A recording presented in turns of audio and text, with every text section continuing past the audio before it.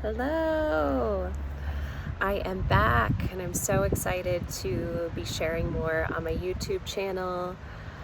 Yeah, it's been a while, and my mission on here is to just discuss topics that I see coming up a lot in both the psychedelic, healing, and spiritual world. Just kind of really go deep on some of these topics in an effort to help people who've got questions. And today I'm going to talk about one that's been coming up a lot, which is around plant dietas. I see a lot of people from the Western world choosing to go down to the Amazon jungle and do plant dietas with the indigenous tribes. And I personally have gone down to Peru twice, and I've done 3 dietas. I did one the first time I went. I worked with Shipibo, and I did an Ajo Sacha dieta. And then 4 years later, I went back to Peru and I did a 3-week, very personalized, one-on-one retreat with a teacher, and did 2 dietas during that time, which were Bobinsana and Shriek Sanango. And I learned so much. It's no doubt that these plants really do teach you a lot. But the specific thing I want to talk about is that the download that I received after my second dietas was that we're actually not supposed to be doing them. These dietas are actually quite harmful to the system of someone who has grown up in the Western world. Most of us, I'd be likely to say 95% of us in the US at least, we've grown up on a lot of packaged foods, and even the meat and vegetables that we're eating, we're not organic. Maybe now we're making the shifts and we're being more intentional about what we put in our bodies. But I personally had been very clean with my diet for at least 2 years prior to going into doing my second 2 dietas. And this comes from both my personal experience and the message that I believe that I received from the plants. And that is that it's just too much of a shock to the system for Westerners. That it's really great for someone who grew up living off the land. So, this is why the indigenous, they used these methods to learn from the plants, because they had always been in communication with the plants. They had already been communicating with their land since birth. So their systems really were able to absorb that knowledge and receive that knowledge without any harm to the rest of their energetic system. But as Westerners, it puts our body in shock. I really prepared for these dietas. I ate really clean, and then even ate really clean afterwards. And still my body was like, whoa, you really went from eating a rounded diet of, fruits, vegetables, meat. I personally eat dairy and I personally eat gluten because my body isn't affected by it. And then I went to the jungle, and during my dietas I had one vegetable soup a day, and then I also had frinha, just to keep my body feeling like it had something in it, so I wasn't only thinking about how hungry I was during this learning process with the plants.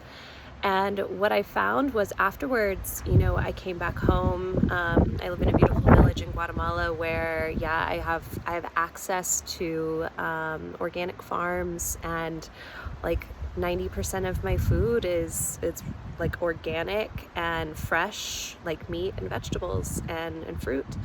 So anyways, my body really went into shock. I got really skinny in the jungle, and then my body, it was almost the second it started having bread especially, I noticed really quickly my body was like, no, you're not adding bread yet, which is good. I could hear that message, and I waited to continue adding, carbs like that to my diet. But even that, it was like homemade fresh sourdough bread.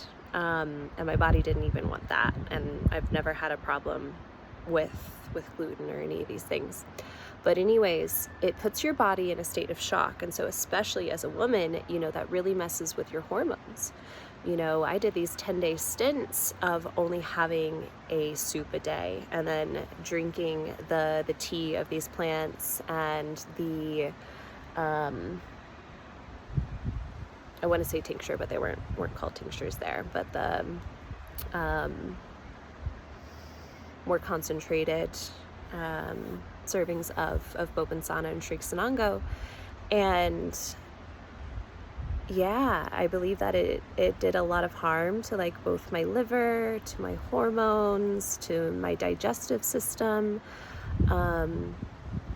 Yeah, I mean, I really wish that these tribes were actually like keeping people in the jungle for like a month after the dieta, instead of allowing people to like leave right after and leaving them to their own accord to go back to eating, what they decide to go back to eating. And so the message is that unless you are actually being called to be a medicine worker, like if you are being called to serve ayahuasca, or you're being called to serve wachuma, peyote, or one of these master plants, I don't believe that a plant dieta is what is needed for your healing. I believe it actually is going to make things harder, because when it comes to healing and our body receiving clear messages, our body has to be operating at its full vitality and capacity. If your gut is not doing well, your intuitive messages aren't going to be clear. If your hormones are off, that messes so many things up. You're irritable, depression comes in. I mean, without a doubt, I just would like to inform anyone considering doing a dieta that you can expect to go through a depression at some point in the 6 months after your dieta. I mean, even with sitting with ayahuasca, I think it's just the norm. You come out and you've got this really beautiful, elated high. You've got a lot of clarity. You've learned so much, and you're very excited to integrate it. And eventually, I believe that the medicine asks you to really, really slow down, and the form that comes in is depression. But from the dietas, I believe that depression is a little bit deeper. Because it's literally your body just saying, hey, like I literally need you to slow down and rest because you put me into shock. You brought me into a really strong shift. So yeah, it's just one of those things I think people should know. I believe that if you're dealing, with, you need to heal, whatever it is, I believe that ayahuasca and combo, are incredibly powerful healers, and it's not necessary to do a 10-day dieta with another plant, and do the restricted diet that comes with. So yeah, we're not indigenous healers, we're a lineage. We've been eating nonsense for a long time, and suddenly going and doing something that the indigenous body is like just strong enough to do or adapted to in order to accept and do and receive benefit from, it's just not for us. So I do believe that we can still call in the spirit of these plants, and ask it for messages. If you go to a retreat and they have Bobansana on property, I believe that you can sit and meditate by the tree and maybe ask her permission to take a leaf and sit with her and connect with her and bring her into your heart and connect with her that way. But yeah, just keep in mind that it is a huge shock to the system. And I mean, for women especially, like fasts can be really harmful. I also do believe in fasts in terms of helping cure disease in the body, and going into autophagy and helping with kill cancer cells, and all of the things. I think they can be incredibly beneficial, but I think as women especially, we really need to think twice about whether that's really what our body needs. Personally, my body really prefers if I do moderation with everything. So a moderate fast versus a really extreme fast. Yeah, I mean, even with isolation, I think something to be eased into, because it also can do more harm than good, getting caught in a loop in one's mind. If you haven't already gained the practices in order to ground yourself,